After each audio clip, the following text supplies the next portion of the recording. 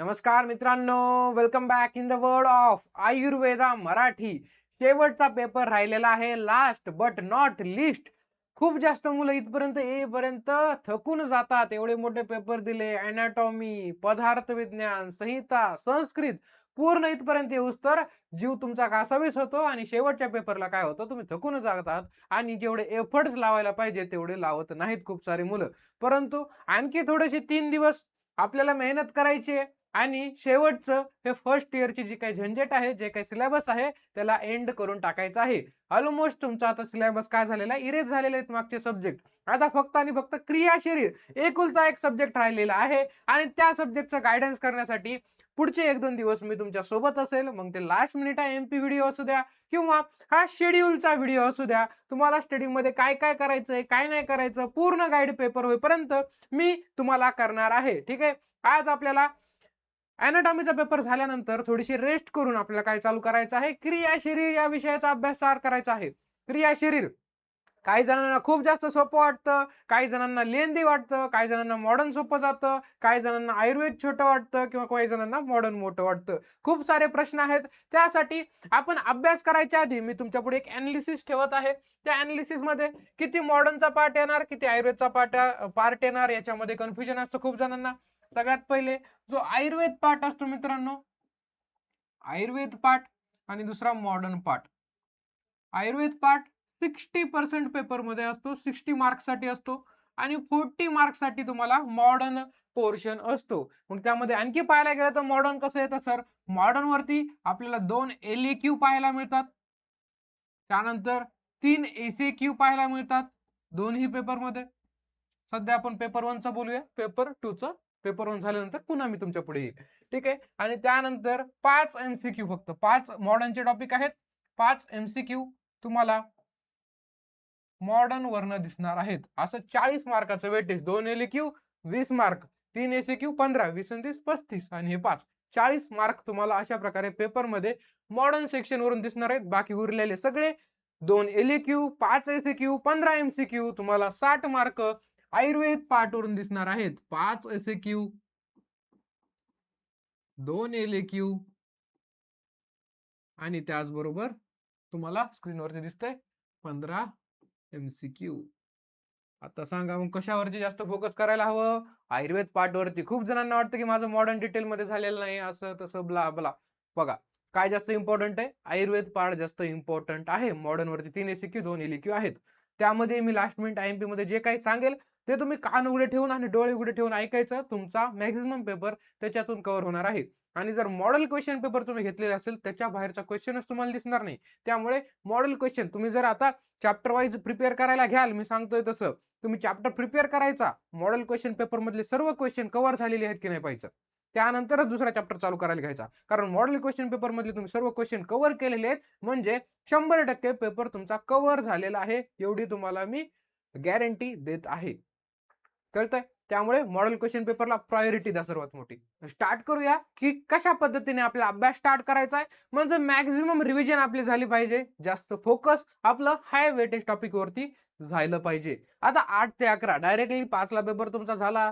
त्यानंतर 7 पर्यंत मी आले, आराम वगैरे केला. काही जणांनी आराम केला, काही जण नाही केला. कारण आता काही टिपिकल मुंबईकरांची कमेंट आली होती कालच्या पेपरमध्ये की मी पेपर संपल्यानंतर मला ट्रॅफिकमधून यायला 7 वाजता. सर तुम्ही झोपायचं कसं काय म्हणतात. आपण नॉर्मल विद्यार्थ्यांबद्दल बोलतोय ज्यांचं घर जवळ आहे. अर्ध्या ते 1 तासामध्ये ते रीच करू शकतात. त्यांच्यासाठी म्हटलं होतं की 6 ते 7 मध्ये किंवा 8 पर्यंत तुम्ही आराम करा.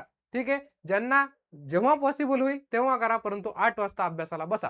किंवा त्यांना खूपच एक्झॉस्ट झालेलं असेल, खूप थकलेले असाल तर थोडंसं तुम्ही एक्सटेंड करू शकता. ठीक आहे. आपण ॲव्हरेज मुलांचं इथे सांगत आहोत की 8 वाजता आपल्याला स्टार्ट करायचं आहे.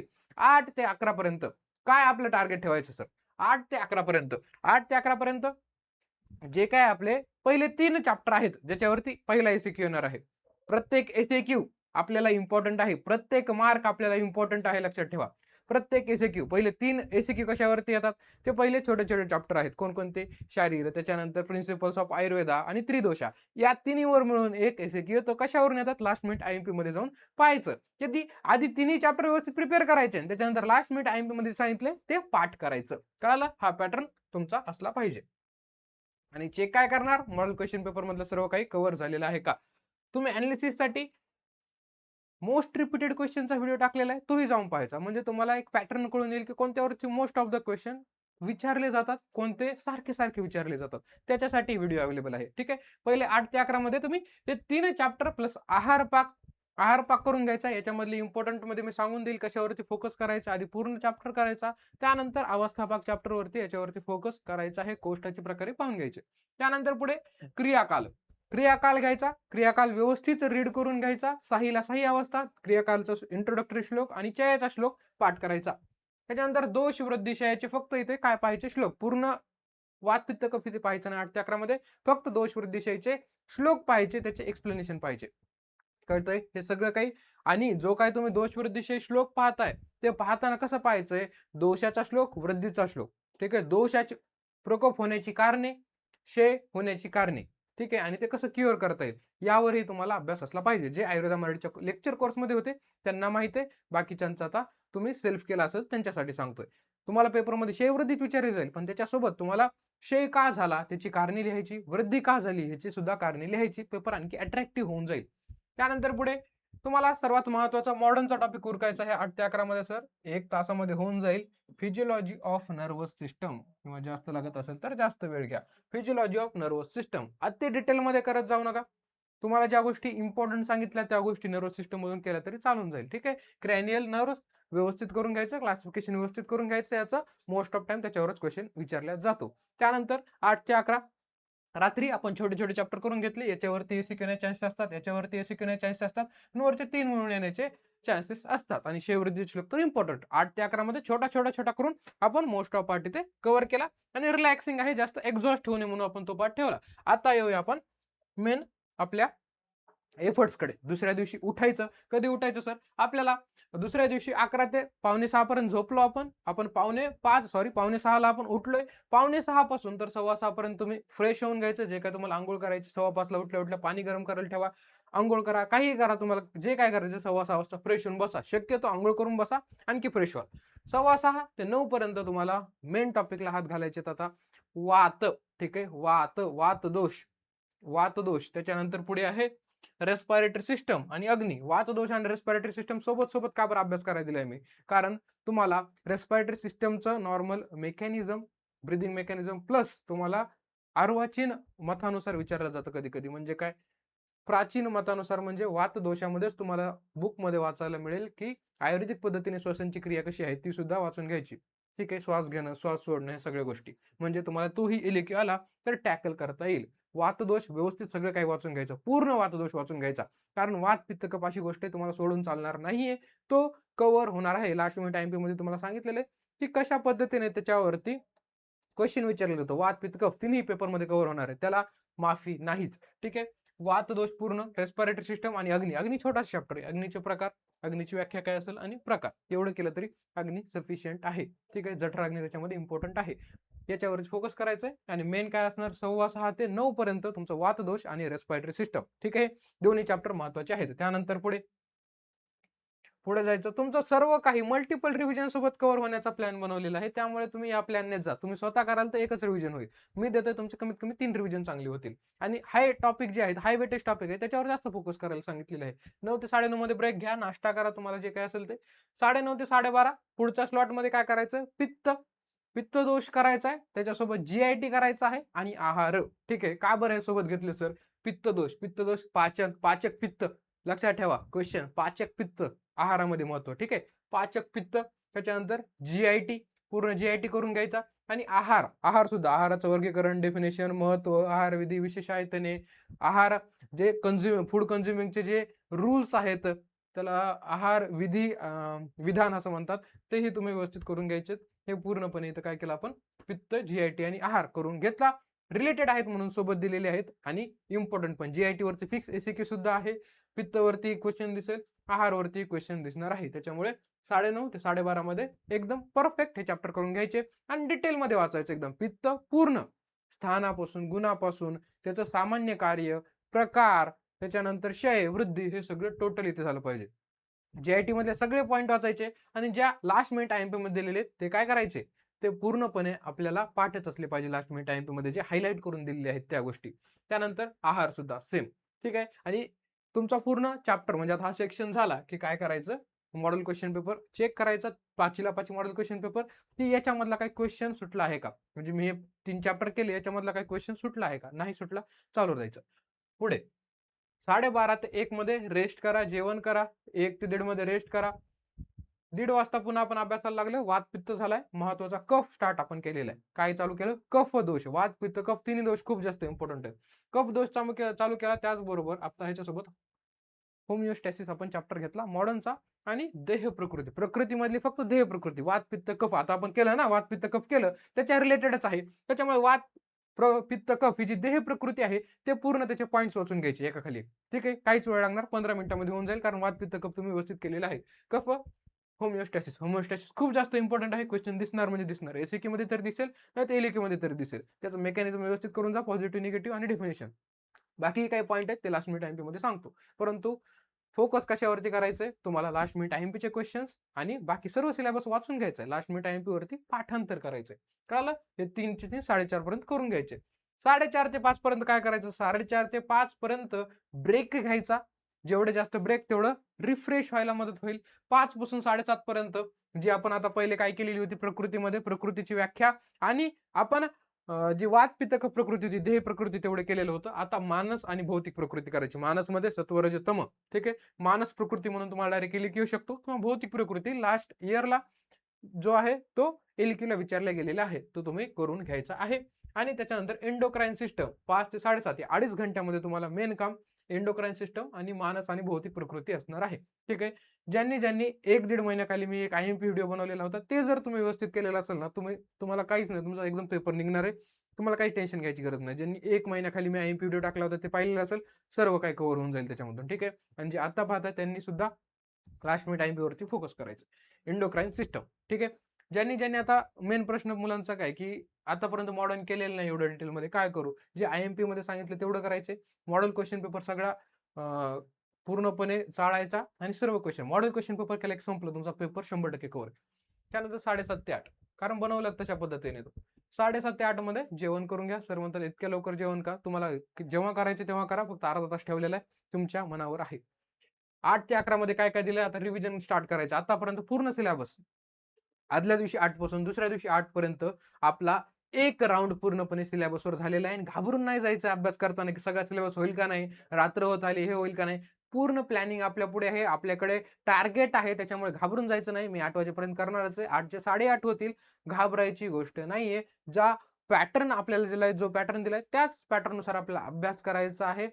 काही जणांना काय होतं, की 12 वाजले आणखी एवढा मोठा सिलेबस राहिला, 1 वाजला एवढा मोठा सिलेबस राहिला. सगळा सिलेबस होणार आहे, फक्त ज्या वेळेला जे सिलेबस दिला त्यावरती फोकस करायचं. ओव्हरथिंक बाकीच्या टॉपिक्स कडे करायचं नाही, हे राहिलं ते राहिलं. आणि बाकी काय करतात, मॉडर्न करता, आयुर्वेद करता, आपल्याला वाटतं अरे त्याचे ते मॉडर्नचे टॉपिक झाले, आणखी मी तर हात पण नाही लावला. आपण वेगळं प्लॅनिंग केलेलं आहे. ठीक आहे, आता याच्या पुढे आपलं खरं रिव्हिजन स्टार्ट होणार आहे. बघा 8 ते 8:45 पर्यंत काय करायचं, तर रिव्हिजन स्टार्ट करायचं. होमिओस्टॅसिस आपण केलेला आहे, पुन्हा एकदा करायला घ्यायचा.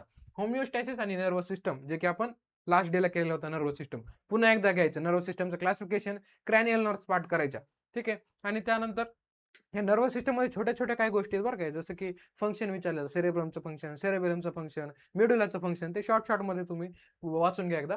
होमिओस्टॅसिस, नर्वस सिस्टम 45 मिनिटं खूप झाली, कारण आधी आपण केलेलं आहे. त्यानंतर त्यानंतर पुढे तुम्हाला 8:50 5 मिनिटं ब्रेक घेऊन 8:50 ते 9:30 पर्यंत फक्त जीआयटी करायचा. 40 मिनिटं फक्त जीआयटी का, कारण फिक्स एसएक्यू आहे यावरती, म्हणून याला 40 मिनिटं सगळे छोटे छोटे पॉईंट्स करून घ्यायचे. सलायवरी ग्लँड्स असेल, गॅस्ट्रिक ज्यूस असेल, डायजेशन्स असतील, जे काही तुम्हाला पॉईंट्स लास्ट मिनिट टाइम मध्ये दिले ते पूर्ण करून घ्यायचे. 9:30 ते 10:15 पर्यंत काय करायचं, इंडोक्राइन सिस्टम. एक एलएक्यू तुम्हाला दिसण्याचे मोस्ट चान्सेस आहेत. एलएक्यू नाही आला तर शेवटचा एसएक्यू याच्यावरती येतच. एलएक्यू येण्याचे मोस्ट चान्सेस आहेत. एंडोक्राइन सिस्टमचा एंट्रिब्युटरी दोन्हीचे हार्मोन एक लिस्ट बनवून घ्यायची. सगळ्यांचे फंक्शन्स आपल्याला माहित पाहिजे. सगळे हायपर आणि हायपो ऍक्टिव्हिटी आपल्याला माहित असली पाहिजे. डायरेक्टली तुम्हाला पिट्युटरी ग्लँडची अँटीरियर किंवा पोस्टर एक विचारली जाईल, आणि त्याच्यामध्ये तुम्हाला मनाने हार्मोन्स आणि त्याचा हायपो हायपर हे डिसऑर्डर्स लिहावी लागतील. त्यानंतर पुढे पिट्युटरीच नाही, त्याच्यामध्ये आणखी पण काही क्वेश्चन आहेत, ते तुम्हाला सांगितलं. जे मोस्ट इम्पॉर्टंट एलएक्यू मध्ये रिपीटेड आहेत ते तुम्हाला आता मी सांगितलं, बाकीचे लास्ट मिनिट टाइम मध्ये सांगेल. त्याच्यानंतर 10:20 ते 11 पर्यंत आपल्याला आता जे काही छोटे छोटे टॉपिक्स आहेत, आपण दिवसभर कशावरती फोकस केलं, मोठे जे मोस्ट वेटेज वाले टॉपिक्स आहेत. आणि आता रिव्हिजन करतानाही आपण मॉडर्न चालू केलं, आणि आता 10:15 पासून तर 10:15 पासून 11 पर्यंत जे जे छोटे छोटे टॉपिक्स आहेत आणि मार्क घेऊन देणार आहेत ते टॉपिक आपल्याला रिवाइज करायचे. कोणकोणते सर? सगळेच मग छोटे. हे लक्षात ठेवा, कारण उद्या पण मी छोटे टॉपिक्स म्हणेल तेव्हा तुम्हाला हेच करायचे. अग्नी, आहार पाक, आहार, क्रियाकाल, त्रिदोष, बेसिक प्रिन्सिपल, शरीर, या तिन्हीवरती एक एक हे पण व्यवस्थित करायचं. जे क्वेश्चन सांगितले आहेत इम्पॉर्टंट त्याच्यावर जास्त फोकस करायचं होतं रिव्हिजन करताना. अग्नीचे प्रकार व्यवस्थित वाचायचे. आहार पाक, अवस्था पाक फोकस करायचं होतं या 45 मिनिटांमध्ये. आहाराचं वर्गीकरण, अष्टविध आयतने, आहाराचं महत्व फोकस करायचं. क्रियाकाल, चय फोकस करायचं. श्लोक फोकस करायचं. या 45 मिनिटांमध्ये किंवा 40 मिनिटांमध्ये तुम्हाला हे पूर्ण छोटे छोटे टॉपिक्स करायचे. तुमचे एसीक्यू इथं 1 एसीक्यू, त्यानंतर 2, 3 आणि जवळपास 4 एसीक्यू तुमचे 5 पैकी काय होणार आहेत? आयुर्वेद पार्टचे इथे या 40 मिनिटांमध्ये रिवाइज होणार आहेत. उद्या डबल करायचे, परंतु आज जास्त फोकस याच्यावरती करायचा आहे या 10:20 पासून 11 पर्यंत. आता 11 ते 5:45 पर्यंत ऍज युजल आपण झोपलो. सकाळी 5:45 ला उठलो. 6:15 फ्रेश होऊन अभ्यासाला बसलेलो आहोत. 6:15 काय करायचं सर? आता एक तर तुम्ही जर पाणी तापवायला ठेवत असाल, अर्धा तास लागत असेल, तर पाणी तापेपर्यंत श्लोक पाठ करायचे, किंवा लवकर आंघोळ असेल गिजर वगैरे तर आंघोळ करून लगेच पहिले 45 मिनिटं अर्धा तास तुम्ही काय करायचंय? श्लोक पाठ करायचे. होता आपण आधी जे टॉपिक्स करताना तिथे वाचलेलेच आहेत, आधी ज्यांनी पाठ केले त्यांना रिवाइज करायला सोपं जाईल. श्लोक खूप जास्त इम्पॉर्टंट आहेत. वात, पित्त, कफ याचे क्षय आणि वृद्धीचे त्याचे गुणाचे श्लोक खूप जास्त इम्पॉर्टंट आहेत. बाकीचे कोणी केलेले असतील वात, पित्त, कफ मध्ये तर वेल अँड गुड. सध्या क्षय, वृद्धी आणि गुणाचे श्लोक खूप जास्त इम्पॉर्टंट आहे. स्थान सुद्धा इम्पॉर्टंट आहे. त्यानंतर सर आपल्याला प्रकृती व्यवस्थित व्याख्या करून घ्यायची. प्रकृती सुद्धा जी इंट्रोडक्टरी व्याख्या आहे ती पाठ करून घ्यायची. क्रियाकालाचा श्लोक इंट्रोडक्टरी आणि चय या दोघांचाही श्लोक व्यवस्थित करून घ्यायचा. त्याच्यानंतर आता 7 ते 10 हे एक्झाम डेच्या दिवशी चालू आहे. 7 ते 10 वात, पित्त, कफ आणि प्रकृती मेन टॉपिक आहे. ते वात, पित्त, कफ आणि प्रकृती मोस्ट हाय वेटेज टॉपिक आहे. त्यामुळे आपण घेतलं. खूप जणांना मॉडर्न करावं वाटतं, परंतु आयुर्वेदवरती फोकस करा. मी तुम्हाला सांगतो, कारण मॉडर्न मागे रिवाइज पण झाले. आयुर्वेद तुम्हाला फ्रेश लिहायचंय. वात, पित्त, कफ आणि प्रकृती 7 ते 10 पर्यंत आपण केलं. या वात, पित्त, कफ वरती एक एलईक्यू, एक एसक्यू, प्रकृतीवरती तुम्हाला एलईक्यू पाहायला मिळेल. त्यानंतर 10 ते 11 मध्ये तुम्हाला जे काय काल रात्री छोटे छोटे टॉपिक्स दिलेले होते, कोणते दिलेले होते?